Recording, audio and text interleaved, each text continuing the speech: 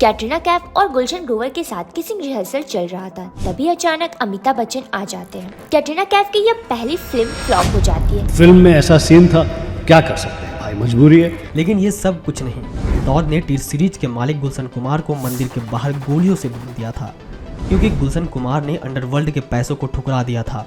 सुशांत सिंह राजपूत की डेथ पर सीबीआई की क्लोजर रिपोर्ट आ चुकी है, लेकिन 15 करोड़ के सस्पिशियस ट्रांजैक्शन का सवाल आज भी अनक्लियर है। कास्टिंग कोच की रियलिटी से लेकर रणवीर सिंह जैसे बड़े एक्टर को भी हरास्ट होना पड़ा।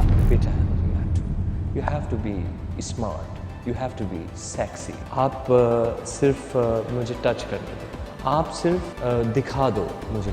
ये सब अलग अलग इंसिडेंट को बॉलीवुड ने कैसे छुपाने की कोशिश की। इस वीडियो के ये 5 डार्केस्ट चैप्टर, जिन्हें या तो मीडिया ने इग्नोर किया या फिर जानबूझकर साइड कर दिया गया। इस वीडियो में हम एक एक करके इस सब के स्टोरीज को डिटेल में समझेंगे, क्योंकि जब तक सच सामने नहीं आता तब तक बॉलीवुड का ग्लैमर सिर्फ एक इल्यूजन ही रहेगा।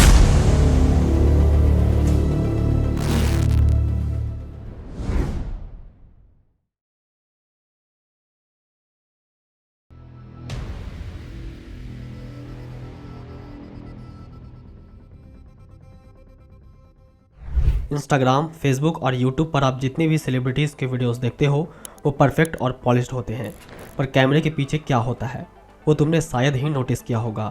ग्राउंड रियलिटी और ग्लैमरस का गैप इतना है कि अगर कोई न्यू कमर्स या आउटसाइडर वहां घुस जाए तो वो कंफ्यूज और फ्रस्ट्रेट हो जाएगा। शुरू करते हैं रियल लाइफ एग्जाम्पल से। कैटरीना कैफ को बॉलीवुड में बार्बी डॉल कहा जाता है। सबको लगता है कि वह एफर्टलेस टॉप हीरोइन है। उनको अपनी अर्ली डेज में काफ़ी प्रॉब्लम्स का सामना करना पड़ा था। शुरुआती दौर में उन्हें रोज लंबी प्रैक्टिस करनी पड़ती थी। वेटिंग, पोजिंग और रिहर्सल के बीच ही ऑडिशन देनी पड़ती थी।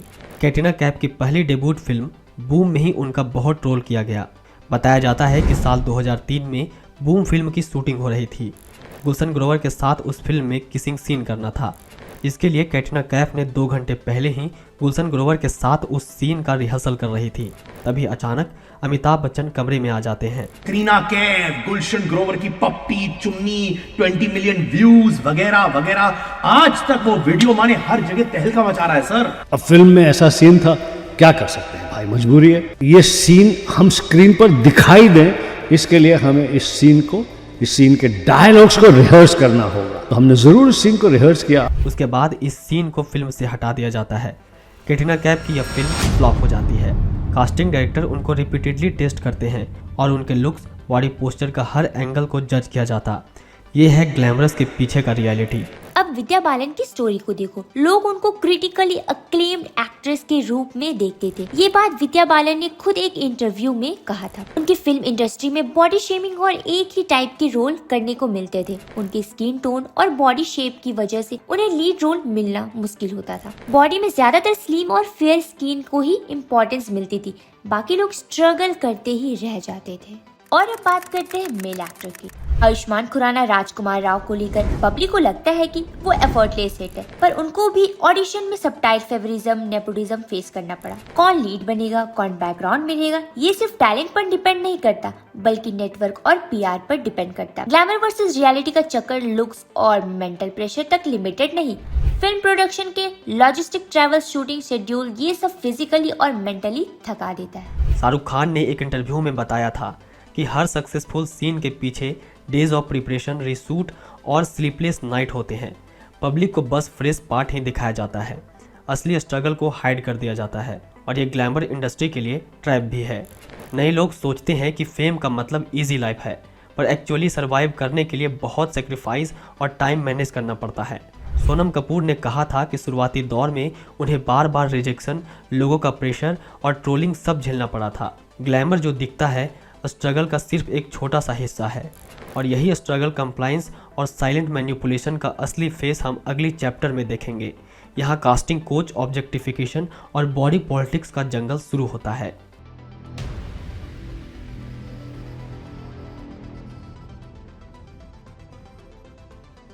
बॉलीवुड का एक छुपा सच ये है कि सिर्फ कास्टिंग काउच ही नहीं बल्कि लुक्स और बॉडी को लेकर बहुत पॉलिटिक्स होती है और सबसे ज्यादा नुकसान नए लोगों का होता है। सबसे पहले कास्टिंग काउच की बात करते हैं। फिल्म इंडस्ट्री में साइलेंट सिस्टम चलता है। नए एक्टर स्पेशली न्यू कमर एक्टर को रोल देने से पहले मीटिंग, फ्रेंडली डिनर या नाइट में स्क्रिप्ट डिस्कस करते हैं, जैसे कोड वर्ड बोले जाते हैं। और ये कोई अफवाह नहीं है, ये रियलिटी है। 1997 के बाद से ही कई एक्ट्रेसेस ने खुलकर बोलना शुरू किया।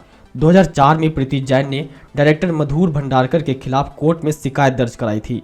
उसने आरोप लगाया कि उनके साथ 1999 से 2004 तक बार बार उनका शोषण हुआ। साथ ही भंडारकर ने प्रीति जैन से शादी करने और उन्हें फिल्म में काम देने का वादा किया था, चाहे केस का आउटकम्स जो भी रहा हो। पर यह बात तो फिक्स है कि एस्पायरिंग एक्ट्रेसेस को ये प्रॉब्लम फेस करना पड़ा था। यही नहीं, ममता कुलकर्णी ने अपने ऑटोबायोग्राफी में कास्टिंग कोच या रोल के बदले फिजिकल इंटीमेसी को लेकर ओपनली बात की थी, लेकिन इंडस्ट्री में इसे इग्नोर किया गया। ये 1990 की पॉपुलर एक्ट्रेस थी जिसका करियर करण अर्जुन और क्रांति वीर जैसे हिट फिल्मों से चला, पर बाद में चाइना गेट जैसे फिल्म के झगड़ों ने उनका करियर खत्म कर दिया। ममता कुलकर्णी ने डायरेक्टर राजकुमार संतोषी पर इल्जाम लगाया कि उन्होंने चाइना गेट फिल्म में उनका सीन टाइम काट दिया क्योंकि उन्होंने डायरेक्टर का फिजिकल इंटीमेसी के ऑफर को ठुकरा दिया था, लेकिन संतोषी ने इस रूमर को डिनाई किया। इस घटना के बाद ममता कुलकर्णी के करियर को बड़ा झटका लगा। फिल्म फ्लॉप हुई और उनको नए ऑफर्स आने बंद हो गए। ये सिर्फ एक्ट्रेस तक लिमिटेड नहीं था बल्कि मेल एक्टर भी इसके चपेट में आ गए। रणवीर सिंह का एक पुराना इंटरव्यू जिसमें उन्होंने कहा था कि कास्टिंग डायरेक्टर ने उन्हें लीड रोल देने के बदले प्राइवेट पार्ट दिखाने के लिए बोला था। बेटा, you have to be smart, you have to be sexy. आप सिर्फ मुझे टच करने दो, आप सिर्फ दिखा दो मुझे। सनम तेरी कसम फिल्म के एक्टर ने भी अपनी स्ट्रगल फेस में इस तरह के प्रॉब्लम को फेस किया था। एक कास्टिंग डायरेक्टर ने उन्हें ऑडिशन के नाम पर रूम में बुलाकर उन्हें पैंट उतारने को कहा। मीडिया ने ब्रीफली कवर किया लेकिन कोई फॉर्मल कंप्लेंट या एक्शन नहीं हुआ, बस स्टोरी सर्कुलेट हुआ और बाद में लोग भूल गए। ऑब्जेक्टिफिकेशन का सीन और भी डार्क है। यहाँ एक्शन से ज्यादा बॉडी जज होता है। ये डार्क सीन कास्टिंग कोच से भी आगे है क्योंकि ये न्यू कमर्स को मेंटली ब्रेक कर देता है। कंगना रनावत ने 2017 में AIB के साथ द बॉलीवुड देवा सॉन्ग में बॉलीवुड के सेक्सिज्म को ब्रूटली एक्सपोज किया। कंगना ने कहा था कि एक्ट्रेसेस को बिकनी पहनने के लिए फोर्स किया जाता था ताकि ऑडियंस को अट्रैक्ट किया जा सके। कंगना ने रास्कल मूवी के बाद बिकनी वाले रोल को रिफ्यूज कर दिया था।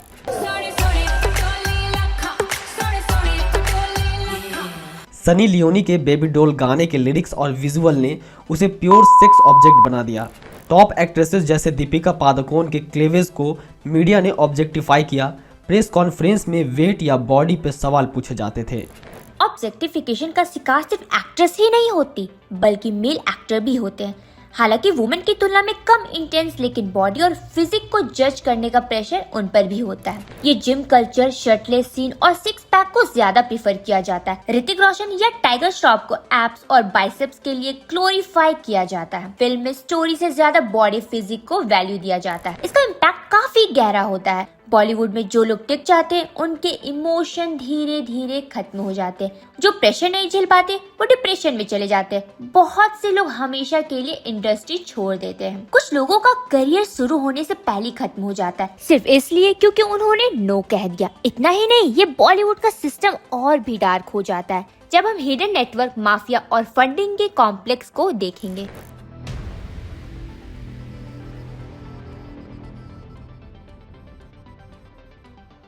अब मैं बोलने वाला हूँ बॉलीवुड के उस पार्ट के बारे में जिसके बारे में हर कोई सुना है पर उसकी गहराई को कोई नहीं जानता। जब हम बात करते हैं कि इंडस्ट्री एक बड़ा फैमिली बिजनेस जैसा है तो लोग समझते हैं कि हम नेपोटिज्म की बात कर रहे हैं, पर असली पिक्चर उससे काफ़ी ज़्यादा डेंजरस है। बॉलीवुड के अंदर एक पूरा नेटवर्क चलता है, मनी का, माफिया का और उन लोगों का जो कैमरे के पीछे रहते हैं, जो इंडस्ट्री को अपने इशारों पर चलाते हैं। सबसे पहले माफिया का सीन समझते हैं। 90s का बॉलीवुड अंडरवर्ल्ड के इशारों पर चल रहा था। ये कोई हवाई बातें नहीं है बल्कि पुलिस रिकॉर्ड्स, कोर्ट केसेस और टेप कॉल्स जैसे पक्के सबूत मौजूद हैं। दाऊद इब्राहिम, अब्दुल सलीम, छोटे साकिल जैसे गैंगस्टरों ने फाइनेंसिंग से लेकर कास्टिंग तक कंट्रोल किया। प्रोड्यूसर को दुबई, कराची से धमकियां दी जाती थी। डायरेक्टर को बोला जाता था कि हीरो जो बोलेगा उसे लो वरना प्रॉब्लम हो जाएगी। इंडस्ट्री में खौफ का माहौल था। क्योंकि ये वो लोग थे जिनसे मुंबई पुलिस भी डरती थी। 12 अगस्त 1997 को मुंबई के जुहू स्थित जिशोर महादेव मंदिर के बाहर दिन दहाड़े फायरिंग हुई, जिसमें टी सीरीज के मालिक गुलशन कुमार की हत्या कर दी जाती है। इस हत्या ने सिर्फ एक म्यूजिक टाइकून की जान नहीं ली, बल्कि बॉलीवुड के उस अंडरवर्ल्ड कनेक्शन को बेनकाब कर दिया था जिसके बारे में लोग सालों से फुसफुसा रहे थे। जांच आगे बढ़ी तो सामने आया कि ये कोई अचानक हुआ हमला नहीं था, ये एक प्लान एग्जीक्यूशन था। पुलिस रिकॉर्ड्स के मुताबिक इस मर्डर की साजिश दुबई से रची गई थी। नाम सामने आया दाऊद इब्राहिम का, और जमीन पर इसे अंजाम देने वाला शख्स का नाम था अब्बू सलीम। टेप कॉल्स, गवाहों के बयान और कोर्ट केस बताते हैं कि गुलशन कुमार से लगातार एक्सटॉर्शन की मांग की जा रही थी, लेकिन उन्होंने झुकने से इनकार कर दिया और यही उनकी सबसे बड़ी गलती बन गई। इस केस ने पहली बार साफ कर दिया था कि 90s के दशक में बॉलीवुड फिल्मों का इंडस्ट्री नहीं था, बल्कि पैसा, डर और अंडरवर्ल्ड के इशारों पर चलने वाला सिस्टम था, और गुलशन कुमार उस सिस्टम को चुनौती देने वालों में से एक थे। 1997 में ही गुलशन कुमार की हत्या के महज हफ्ते भर पहले अंधेरी में मुकेश दुग्गल को दफ्तर के बाहर गोली मार दी गई। इसके पीछे भी दाऊद का हाथ था। ये सिलसिला रुकने का नाम ही नहीं लिया। 4 साल बाद 2000 में राकेश रोशन की बारी आई। कहो ना प्यार है फिल्म बन रही थी। ऋतिक की ये डेब्यू फिल्म थी। बांद्रा की सड़क पर अचानक ताबड़तोड़ 3 गोलियां चली, जिसमें राकेश रोशन घायल हो गए। अस्पताल में लेटे लेटे राकेश ने फैसला लिया, नो मोर अंडरवर्ल्ड मनी। ठीक होने के बाद उन्होंने यश राज जैसे कॉर्पोरेट्स की शरण ली और फिल्म हिट हो गई। From the release of the film to dad being shot, even that eventually was a blessing in disguise. Because if he had not been shot, we would have never found out that he had 5 of his arteries blocked. He would have suffered a massive heart attack in the coming months. Bollywood में इस तरह के हमलों के पीछे दाऊद इब्राहिम, अब्बू सलीम, छोटा साकिल जैसे गैंगस्टरों का हाथ होता था। लेकिन सवाल उठता है कि आखिर क्यों इन गैंगस्टरों ने बॉलीवुड को अपना निशाना बनाया। 90 के दशक में बॉलीवुड आज के जैसा कॉर्पोरेट इंडस्ट्री नहीं था। कोई प्रॉपर अकाउंटिंग नहीं थी, कोई स्ट्रॉन्ग कानून या निगरानी नहीं होती थी। उस वक्त काला पैसा को सफेद करने का ये एक सबसे अच्छा और आसान रास्ता था। इसीलिए अंडरवर्ल्ड ने इसमें एंट्री ली। दाऊद इब्राहिम का नेटवर्क दुबई तक फैला हुआ था। इन सब के पास बेहिसाब काला पैसा था, जिसे लेजिट दिखाने के लिए एक परफेक्ट जगह चाहिए थी। बॉलीवुड से बेहतर ऑप्शन नहीं हो सकता था। यहीं से फिल्म फाइनेंसिंग शुरू हुई, पहले इन्वेस्टमेंट के नाम पर, फिर हिस्सेदारी के नाम पर और धीरे धीरे कंट्रोल के नाम पर। अब्बू सलीम और छोटे साकेल जैसे लोग इन पैसों के ग्राउंड ऑपरेटर थे। कास्टिंग में अपनी मर्जी चलाना, डायरेक्टर पर दबाव बनाना और प्रोड्यूसर से एक्सटॉर्शन करना, ये सब रोजमर्रा की बात बन चुकी थी। जो प्रोड्यूसर पैसा लेने से मना करता उसे कॉल आती, जो फिर भी नहीं मानता उसे धमकी मिलती, और अगर तब भी नहीं मानते तो उनका मर्डर कर दिया जाता। और इस तरह पूरे फिल्म इंडस्ट्री में अंडरवर्ल्ड का नाम चलने लगा। ये था माफिया वर्ल्ड का खौफ, लेकिन इससे भी ज्यादा खतरनाक पैसा का नेटवर्क है। शाहरुख खान ने एक इंटरव्यू में बोला था कि बॉलीवुड के पीछे एक पूरा इकोसिस्टम चलता है जो डिसाइड करता है कि किसको आगे लाना है और किसको नहीं। उन्होंने नाम नहीं लिया, लेकिन लाइन हेवी थी। कंगना ने मूवी माफिया शब्द यूज किया, लेकिन ये सिर्फ एक बंदा या गैंग नहीं, ये एक इंटरकनेक्ट सिस्टम है जिसमें agents, PR, financiers, casting head और टॉप लेवल शो रनर्स सब एक इनविजिबल थ्रेड से जुड़ जाते हैं। तुमने नोटिस किया होगा कि कुछ लोग हर स्कैंडल से बच जाते हैं और कुछ लोग एक छोटी सी गलती पे ही फिनिश हो जाते हैं। क्यों? क्योंकि उनके पीछे नेटवर्क होता है। और ये गेम और भी डार्क हो जाता है जब ड्रग्स, पार्टीज और मेंटल प्रेशर के ट्रैप में लोग फंस जाते हैं। अगले चैप्टर वही रिवील करेंगे।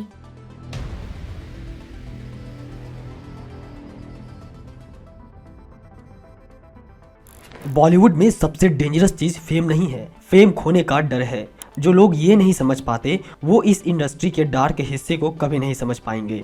बाहर से देखने वालों को लगता है कि बॉलीवुड में सिर्फ पार्टियां हैं, ग्लैमर है और चमकते आउटफिट्स की एक खूबसूरत दुनिया है, पर असल सीन बिल्कुल अपोजिट है। लोग अंदर ही अंदर डिस्कस करते हैं, पर कोई कैमरे पर बोलने की हिम्मत नहीं रखता। बॉलीवुड के पार्टीज को जो लोग इंटरटेनमेंट समझते हैं वो एक्चुअल में नेटवर्किंग होता है। एक्टर जितने ज़्यादा पार्टियों में दिखेंगे उतना ही लोगों के जहन में रहेंगे। यही विजिबिलिटी का प्रेशर उनके लाइफ को कंट्रोल करने लगता है। दीपिका पादुकोण ने खुद बताया था कि करियर के शुरुआती दिनों में लगातार पार्टीज, इवेंट और पब्लिक अपीयरेंस का दबाव इतना बढ़ गया था कि वो गहरे डिप्रेशन में चली गई थी। मैं बेहोश हो गई और कुछ दिनों के बाद रियलाइज हुआ कि मुझे डिप्रेशन हुआ था। 2014 में उनकी पहली फिल्म पीकू के बाद उन्होंने ओपनली शेयर किया कि ये शाइनिंग लाइफ असल में अकेलापन और एंजाइटी से भरी होती है। आज वो अपनी फाउंडेशन लिव लव लाइफ से दूसरों की मदद कर रही है, लेकिन ये एग्जाम्पल दिखाता है कि पार्टियों की चमक के पीछे कितना टॉक्सिक प्रेशर छिपा है। बॉलीवुड के पार्टियों में ड्रग्स इन्वॉल्वमेंट का जिक्र हमेशा से किया गया है, लेकिन बाहर से लोग सोचते हैं कि बॉलीवुड ड्रग्स में इसलिए है क्योंकि लोग कूल बनना चाहते। ये बिल्कुल गलत है। ज्यादातर पार्टियों में एक्टर कोक, एमडी, वीड या ड्रग्स लिया करते हैं क्योंकि एक्टर को ऑकवर्ड, एंशियस, स्ट्रेस जैसा फील करते हैं, तो इन सब चीजों का सहारा लेते हैं। बॉलीवुड में ड्रग्स की एंट्री 1970-80 के दशक में हुई, जब कॉलेज कल्चर, पार्टियां और विदेशी ट्रिप्स से गांजा, एलएसडी और कोकेन जैसे नशे फैलने लगे। 1980 में अंडरवर्ल्ड के ड्रग्स स्मगलिंग के जरिए बॉलीवुड को फंड किया, जिससे हीरोइन कोकीन स्टार्स तक पहुंची। उस समय बॉलीवुड में विदेशी कल्चर का प्रभाव बढ़ रहा था। हैप्पी मूवमेंट, गोवा ट्रिप्स और एलएसडी जैसे साइकेडेलिक्स ड्रग्स बढ़ने के बहाने यूज होने लगी। महेश भट्ट ने इसे माइंड एक्सपेंडिंग बताया, लेकिन ये एडिक्शन में बदल गया। बाद में उन्होंने अपनी फिल्म में इसे ग्लोरीफाई भी किया। एलएसडी आप उसको माइंड नंबिंग अल्कोहल से आप उसको इक्वेट नहीं कर सकते। एलएसडी इज वो क्या है? वो आपकी केमिस्ट्री को ऑल्टर करता है। वो जो ये ऋषि मुनि साधु सन्यासी जो तपस्या करने के बाद में अनुभव करते हैं, एक ऑडियो विजुअल सेंशुअल एक्सपीरियंस जिसको वो महसूस करते हैं, वो एक ड्रग इंड्यूस्ड स्टेट से आप प्राप्त करते हैं। 1977 में संजय दत्त ने दोस्तों के साथ गांजा, कोकेन ट्राई किया। बहुत जल्द ही वे हीरोइन एडिक्शन में बदल गया। 1980 के अंत में उन्हें एहसास हुआ कि उनका चेहरा बर्बाद हो चुका था। पिता सुनील दत्त ने जर्मनी, भारत और यूएस रिहैब सेंटर भेजा ताकि वे नशे से दूर हो सके। यूएस में उन्होंने 2 साल बिताए, जहां वे काउंसलिंग से रिकवर हुए। ड्रग्स का एडिक्शन बॉलीवुड इंडस्ट्री में काफी फैल चुका था। प्रेजेंट डेट में आर्यन खान, सुशांत सिंह राजपूत और फरदीन खान जैसे एक्टर के केसेस से साफ है कि न्यू कमर्स पर विजिबिलिटी का प्रेशर ड्रग्स की तरफ धकेलता है। 5 मई 2001 फरदीन खान को एनसीबी की टीम ने एयरपोर्ट पर कोकेन के साथ पकड़ा। इस केस में उन्हें बेल तो मिल गई, लेकिन करियर पर ब्रेक लग गया। 2 अक्टूबर 2021 को किंग खान के बेटे आर्यन खान समेत 8 लोग पकड़े गए, जिनमें अरबाज मर्चेंट और मुनमुन धमेचा भी थे। उनके चैट से बड़ा नेटवर्क उजागर हुआ। 3 अक्टूबर को आर्यन खान को गिरफ्तार कर लिया जाता है। 25 दिनों तक जेल में रहते हैं। सुशांत सिंह राजपूत, जिनकी मौत के बाद ये खुलासा हुआ था कि वे ड्रग्स कंज्यूम करते थे। सीबीआई की जांच में पता चला कि सुशांत सिंह मेंटल हेल्थ से जूझ रहे थे। ये पूरा खुलासा रिया चक्रवर्ती के चैट से होता है। उनके केस में रिया के चैट से गांजा, कोकीन का जिक्र मिला, लेकिन इनके मौत का कारण डिप्रेशन था। खैर, बॉलीवुड का ये काला सच लोगों से दूर ही रहा, लेकिन कैमरा बंद होते ही असली खेल शुरू हो जाता है। एक ऐसा खेल जहां मीडिया और पीआर मिलकर सच्चाई को चुपचाप मोड़ देते हैं। कहीं खबर दबा दी जाती है तो कहीं झूठ को नैरेटिव बनाकर परोसा जाता है। अगले चैप्टर में हम देखेंगे कि कैसे इंडस्ट्री और मीडिया मिलकर सच को ट्विस्ट करती है।